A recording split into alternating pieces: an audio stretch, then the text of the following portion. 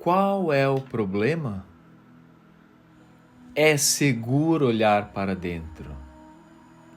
Meu corpo não funciona. Ele dói, sangra, lateja, purga, vibra, incha, vacila, anda, envelhece, não consegue ver, não consegue ouvir, está apodrecendo, etc, etc. Mas tudo o que você criou, acho que já ouvi frases desse tipo. Meus relacionamentos não funcionam. Eles são sufocantes, ausentes, exigentes, não me apoiam, sempre me criticam, não me amam, nunca me deixam a sós, implicam comigo o tempo todo, não querem se importar comigo, me espizinham, jamais me ouvem, etc, etc. Mas tudo o que você possa ter criado. Sim, também já ouvi todas essas. Minhas finanças não funcionam. Elas não existem. Raramente estão presentes. Nunca há o bastante. São inatingíveis. Vão mais rápido do que vêm. Não são suficientes para cobrir as despesas. Escapam pelos meus dedos, etc, etc. Mas tudo o que você possa ter criado. Claro, já ouvi todas elas. Minha vida não funciona. Nunca consigo fazer o que quero. Não consigo agradar ninguém. Não sei o que quero fazer. Nunca há tempo suficiente para mim. Minhas necessidades e desejos sempre acabam de fora. Só estou fazendo isto para agradá-los. Não passo de um capacho. Ninguém se importa com o que eu quero fazer. Não tenho talento. Não consigo fazer nada direito. Tudo o que faço é adiar. Nada jamais dá certo para mim, etc, etc. Mas tudo o que você possa ter criado para você mesmo. Todas essas frases eu já ouvi e muitas mais. Sempre que pergunto a um novo cliente o que está acontecendo em sua vida, geralmente ouço uma das respostas acima, ou talvez várias delas. A pessoa pensa realmente que sabe qual é o problema. Todavia, eu sei que essas queixas não passam de efeitos exteriores, de padrões de pensamentos internos. Sob eles existe um padrão mais profundo, mais fundamental, que é a base de todos os efeitos externos. Presto atenção às palavras que as pessoas usam quando respondem a algumas perguntas básicas, como por exemplo: o que está acontecendo em sua vida? Como anda a sua saúde? Como você ganha a vida? Gosta do seu trabalho? Como andam suas finanças? E como é a sua vida amorosa? Como foi que terminou o seu último relacionamento? E o relacionamento antes desse, como que terminou? Faça um resumo breve da sua infância. Observo as posturas corporais e os movimentos faciais. Porém, acima de tudo, realmente presto atenção às palavras que dizem. Pensamentos e palavras criam nossas experiências futuras. Enquanto ouço-os falar, posso realmente compreender por que tem esses problemas em particular. As palavras que emitimos dão indicação de nossos pensamentos interiores. Às vezes, as palavras usadas não combinam com as experiências descritas. Então, sei que ou eles não têm consciência do que realmente está acontecendo, ou estão mentindo para mim. Qualquer uma destas alternativas é um ponto de início e nos dá a base da qual podemos começar. Sugestão para você que gosta e quer mudar a sua vida. Exercício: eu deveria. Meu passo seguinte é dar aos meus clientes papel e caneta e pedir-lhes que escrevam no alto da página: eu deveria. Eles terão de escrever 5 ou 6 modos de terminar a sentença. Alguns acham difícil começar e outros têm tanto a escrever que encontram dificuldade em parar. Então, lhe peço que leiam a lista para mim, começando cada sentença com o eu deveria. À medida que terminam cada uma, pergunto: por quê? As respostas são muito interessantes e reveladoras, como por exemplo: minha mãe disse que eu deveria, porque tenho medo de não fazê-lo, porque tenho de ser perfeito. Bem, todo mundo tem que fazer isso. Porque sou preguiçoso demais, baixo demais, alto demais, gordo demais, magro demais, burro demais, feio demais, sem valor demais. Essas respostas mostram onde eles estão emperrados em suas crenças e que limitações pensam que têm. Não faço comentários sobre as respostas. Uma vez terminada a lista do que foi escrito, converso sobre a palavra deveria. Entenda, creio que a palavra deveria é uma das mais prejudiciais que existem em nossa linguagem e é muito utilizada nos dias atuais. Sempre que usamos deveria, estamos na verdade dizendo errado, ou estamos errados, ou estávamos errados, ou vamos estar errados. Penso que não precisamos de mais errados em nossas vidas. Necessitamos de mais liberdade de escolha. Eu gostaria de pegar a palavra deveria e retirá-la do nosso vocabulário para sempre. Então, eu a substituiria pela palavra posso. Posso nos dá escolha e jamais estamos errados. Depois dessa conversa, eu peço aos clientes que releem a lista. Só que desta vez, começando cada sentença com: se eu tivesse de verdade poderia, o que lança uma luz inteiramente nova sobre o assunto. À medida que eles vão terminando cada sentença, pergunto delicadamente: e por que você não fez isso? As respostas então são bem diferentes. Porque não quero, porque não tenho medo, não sei como, porque não sou bom bastante, etc, etc.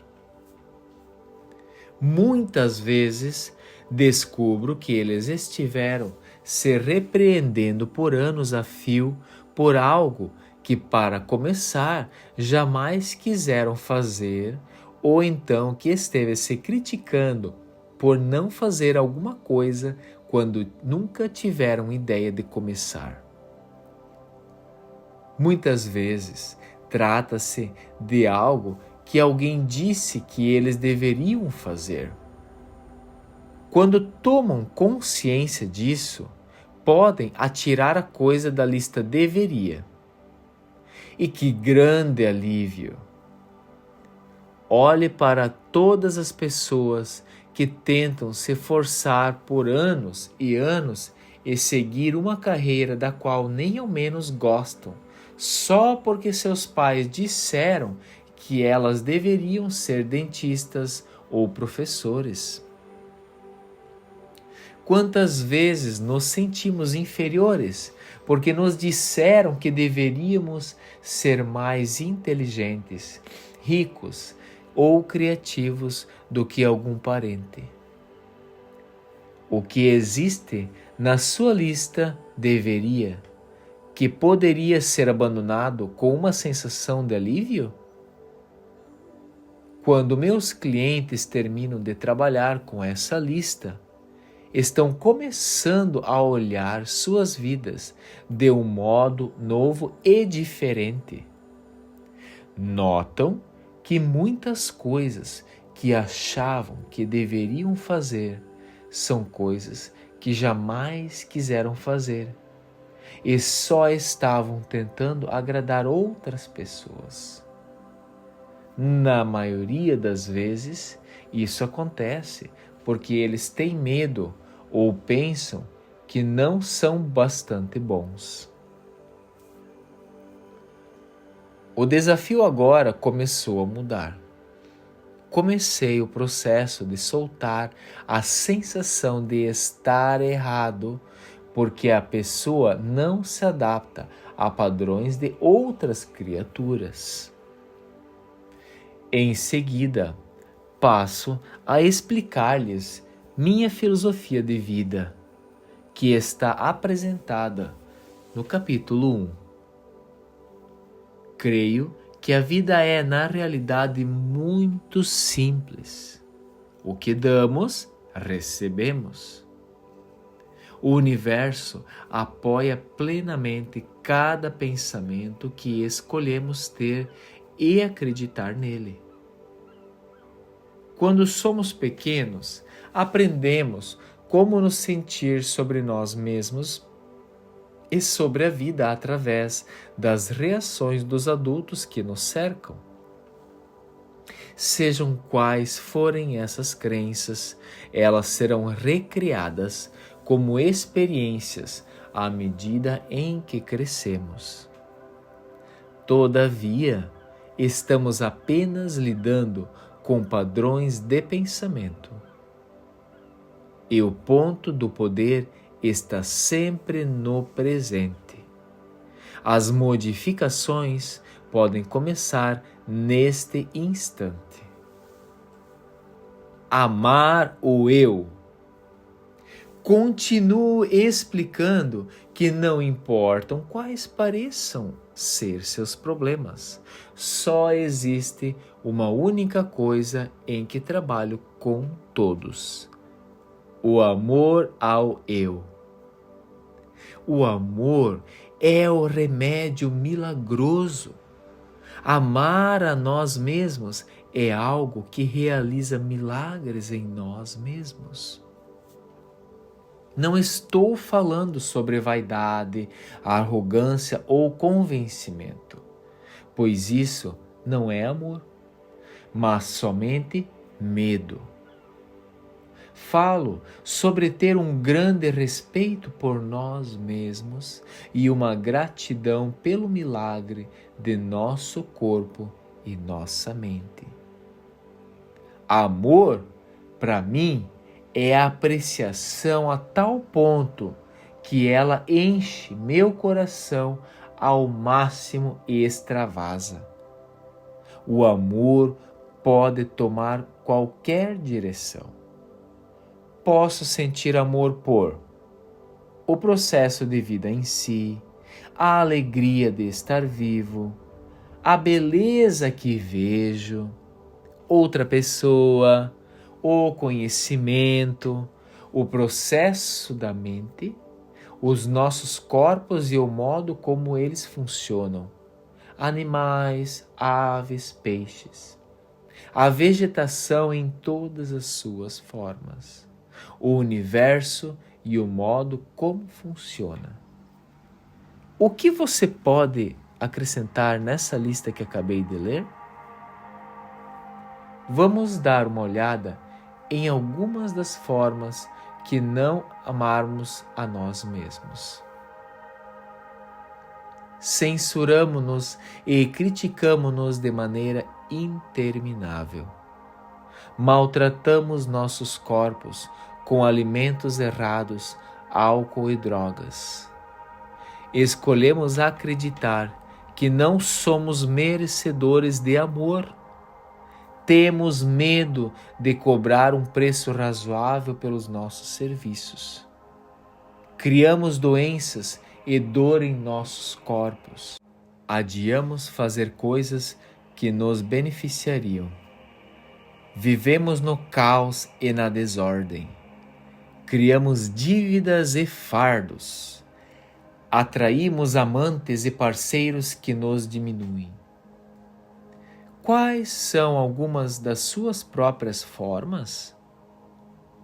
Se de alguma maneira negamos nosso bem, trata-se de um ato de não nos amar. Lembro-me de um cliente que usava óculos. Um dia, desprendemos um velho medo de infância. No dia seguinte, ao acordar, ela achou que as lentes de contato a estavam incomodando demais. Tirou-as, olhou à sua volta e descobriu que sua vista estava perfeita. Todavia, minha cliente passou o dia inteiro dizendo: "Não acredito, não acredito." No dia seguinte, voltou a usar lentes. A mente subconsciente não tem senso de humor. Não conseguiu acreditar que havia criado a visão perfeita. A falta de autovalorização é uma outra expressão do não amar a nós mesmos. Tom era um artista muito bom e tinha alguns clientes ricos que lhe pediram que decorasse uma ou duas paredes em suas casas. Mesmo assim, ele estava sempre atrasado no pagamento de suas contas, pois seus orçamentos originais nunca eram suficientes para cobrir o tempo envolvido na conclusão do trabalho. Ora, qualquer um que presta serviço ou cria um produto único pode cobrar o preço que quiser. Pessoas de posses adoram pagar muito pelo que querem, pois isso valoriza mais o objeto em questão. Vamos ver mais uns exemplos? Nosso parceiro está cansado e mal-humorado. Imaginamos o que nós fizemos de errado para causar isso. Ou alguém nos convida para sair uma ou duas vezes e depois não nos telefona mais. Pensamos que deve haver algo de errado em nós. Outro exemplo. Nosso casamento termina e temos certeza de que nós somos o fracasso. Outro exemplo. Nossos corpos não são similares aos que aparecem em revistas como Gentleman, Quarterly ou Vogue, ou nos sentimos inferiores. Outro exemplo, não fechamos a venda ou conseguimos o papel e ficamos certos de que não somos bastante bons. Outro exemplo também, temos medo da intimidade ou de deixar alguém se aproximar demais, de modo que procuramos sexo anônimo. Não conseguimos tomar decisões porque temos certeza de que elas serão erradas. Como que você expressa a sua falta de autovalorização? A perfeição dos bebês. Como você era perfeito quando era bebezinho? Os bebês não têm de fazer nada para se tornarem perfeitos. Eles já são perfeitos e agem como se soubessem disso. Sabem que são o centro do universo. Não têm medo de pedir o que querem e expressam livremente as suas emoções. Qualquer um sabe quando um bebê está bravo. Aliás, toda a vizinhança sabe. Também se sabe quando eles estão felizes, pois seus sorrisos são capazes de iluminar um quarto inteiro. Os bebês são cheios de amor. Crianças muito pequeninas morrem se não recebem amor. À medida que vamos ficando mais velhos, aprendemos a viver sem amor. Mas os bebês não suportam isso. Os pequeninos também adoram cada parte do seu corpo. Amam até as suas próprias fezes. Eles têm uma coragem incrível. Você também era assim. Nós todos éramos todos assim.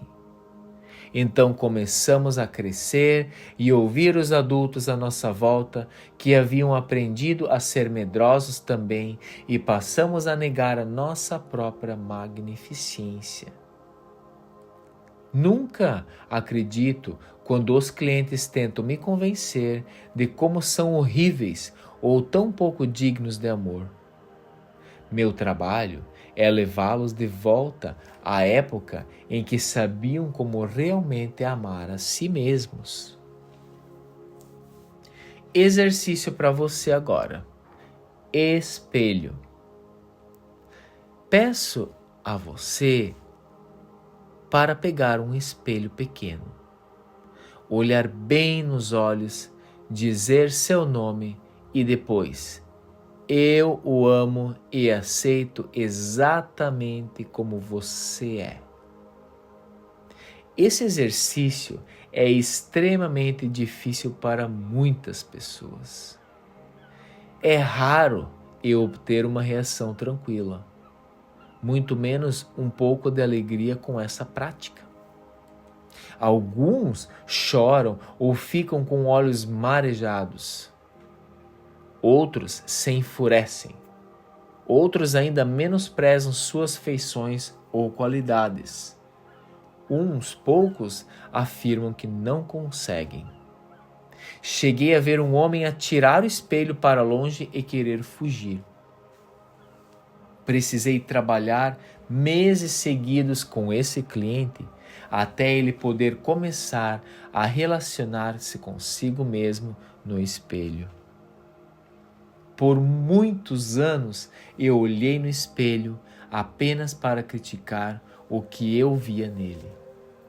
Hoje, quando me recordo das intermináveis horas que passei acertando as sobrancelhas, tentando me tornar razoavelmente aceitável, até acho graça. Lembro-me bem do medo que eu sentia de olhar dentro dos meus próprios olhos. No meu trabalho, esse exercício me mostra muito. Em menos de 1 hora, sou capaz de atingir o âmago da questão sobre o problema externo.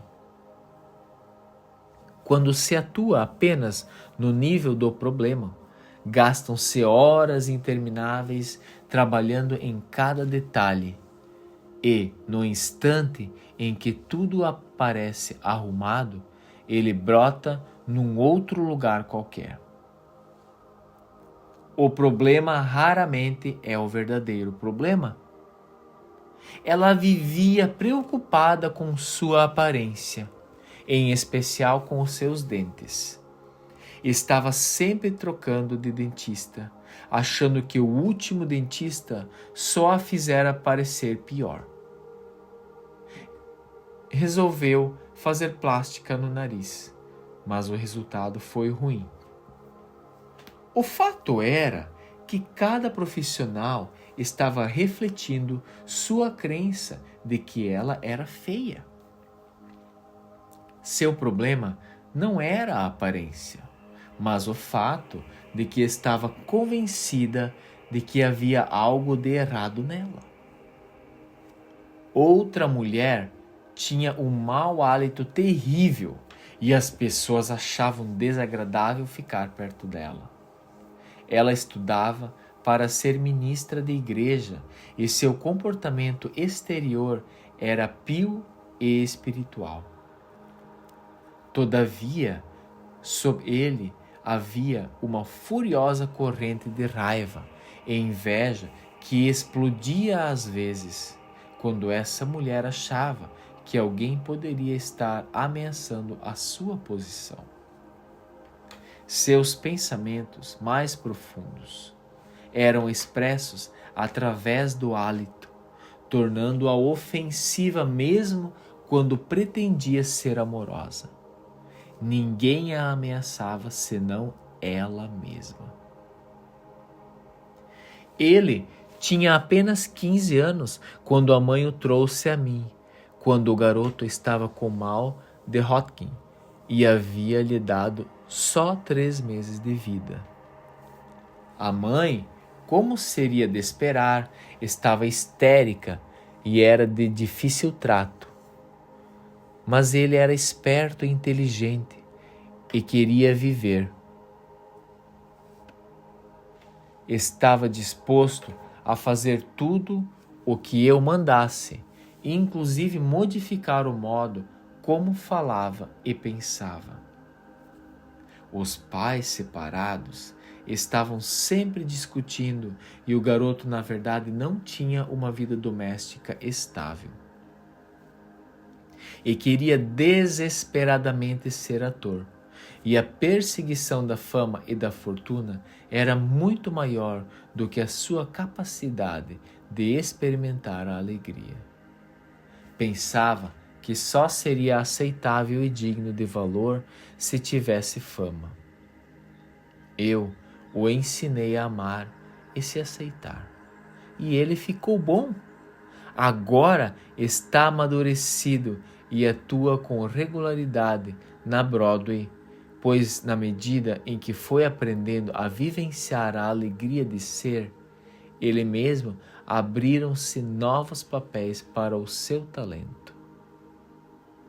O excesso de peso é outro bom exemplo de como podemos desperdiçar muita energia tentando corrigir um problema que não é verdadeiro. As pessoas frequentemente passam anos e anos lutando contra a gordura e continuam com excesso de peso. Afirmam que todos os seus problemas vêm porque elas são gordas. O excesso de peso é só um efeito exterior de um profundo problema interno. Para mim, ele é sempre o medo e uma necessidade de se sentir protegido. Quando nos sentimos amedrontados ou inseguros ou não bons o bastante, muitos de nós acumulamos gordura para se proteger. Gastar tempo nos menosprezando por sermos gordos demais, sentir culpa a cada garfada que comemos, fazer todas as coisas más que fazemos e nós mesmos quando engordamos, não passa de desperdício de tempo. Daqui a 20 anos estaremos na mesma posição, porque não começamos a lidar com o verdadeiro problema por trás da gordura. Só conseguimos nos tornar mais amedrontados e inseguros, e então precisamos de mais peso para proteção. É por isso que eu me recuso a focalizar a atenção na gordura ou em dietas, pois estas não funcionam. A única dieta que dá certo é a dieta mental, a que evita pensamentos negativos. Costumo dizer aos meus clientes: vamos colocar essa questão de lado por algum tempo, enquanto trabalhamos em algumas outras coisas. Muitas vezes eles me dizem que não podem se amar porque são muito gordos, ou é como colocou uma moça, redondos demais nas beiradas. Explico-lhes, então, que eles são gordos porque não se amam. É impressionante ver como, quando se começa a amar e a provar a nós mesmos, a gordura excessiva vai desaparecendo de nossos corpos. É comum alguns clientes ficarem bravos comigo quando lhes explico como é fácil mudar as suas vidas, porque têm a impressão de que não estou compreendendo os seus problemas. Uma mulher ficou muito nervosa comigo e falou: "Vim aqui para conseguir ajuda no preparo da minha dissertação, não para aprender a me amar." Todavia, para mim estava claro que seu principal problema era o ódio contra si mesma, que permeava todas as áreas da sua vida, inclusive o escrever a dissertação. Ela não seria bem-sucedida em nada enquanto se sentisse tão sem valor. Ela recusou-se a me ouvir e saiu em prantos. Voltou 1 ano depois com o mesmo problema e muitos outros mais.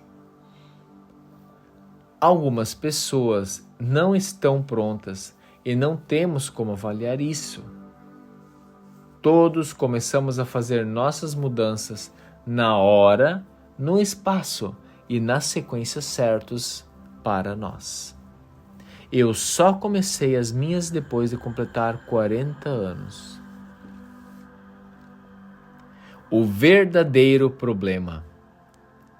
Então me vejo diante de um cliente que acabou de se olhar no inofensivo espelhinho e está todo nervoso. Sorrio com prazer a ele e digo: "Ótimo, agora estamos olhando para o verdadeiro problema. E podemos começar a remover aquilo que está realmente atrapalhando o seu caminho." Converso mais sobre o amar o eu, sobre como para mim amar o eu começa como nunca, jamais nos criticar por nada. Observo o rosto dos meus clientes quando lhes pergunto se costumam se criticar e suas reações me dizem muito. Ora, claro que sim, o tempo todo. Não como costumava fazer. Ora, como vou mudar se não me critico? Não é o que todos fazem? A esses últimos, eu respondo: não estamos falando sobre todos, estamos falando de você. Por que você se critica?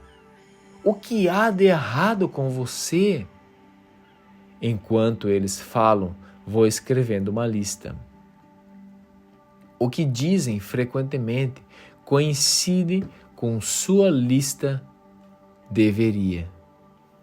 Acham que são altos demais, baixos demais, gordos demais, magros demais, burros demais, velhos demais, jovens demais, feios demais. Os mais bonitos em geral respondem isso. Falam também que são vagarosos demais, apressados demais, preguiçosos demais, etc, etc. Note como quase sempre é uma coisa demais. Finalmente chegamos à frase primária, que dizem: não sou bom o bastante. Viva! Viva! Finalmente encontramos o mago da questão. Eles se criticam porque aprenderam a acreditar que não são bons o suficiente. Os clientes se admiram com a rapidez com que chegamos a essa descoberta. Agora, não precisamos mais nos preocupar com efeitos colaterais como problemas corporais e de relacionamento, finanças ou falta de expressão criativa. Podemos dedicar toda a nossa energia na dissolução da causa básica de tudo o que está acontecendo: não amar a si mesmo. Na infinidade da vida onde eu estou, tudo é perfeito, pleno, íntegro e completo. Estou sempre divinamente protegido e guiado. É seguro para mim olhar para o meu interior. É seguro para mim olhar para o meu passado. É seguro para mim alargar minha visão de vida. Sou muito mais do que a minha personalidade passada, presente ou futura. Agora escolho me elevar acima de meus pensamentos de personalidade para reconhecer a magnificência do meu ser. Estou totalmente disposto a aprender a me amar. Tudo está bem no meu mundo.